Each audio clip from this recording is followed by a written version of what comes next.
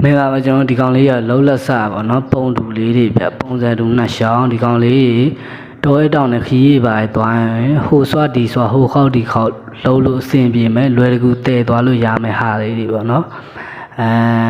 ဒီအတူလေးတွေကလည်းအဲ့လိုပုံစံတူလေးတွေပဲပေါ့เนาะဒီကောင်လေးလည်းလွယ်တကူအဲ့လိုယူသွားတည်သွားလို့ရမယ်အနေထားလေးတွေဗျာเนาะကျွန်တော်မှားယူခြင်းနဲ့ဆိုရင်တော့ကျွန်တော်ရာသာကျော်39ခွန်9ခွန်3 1486မှာ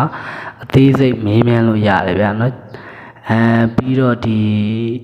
ကျွန်တော်ဓာတ်လောက်ရက်ကတော့လို့အချိန်ပေးရတယ်ဗျာเนาะဓာတ်တစ်ချောင်းရဖို့ဆိုရင်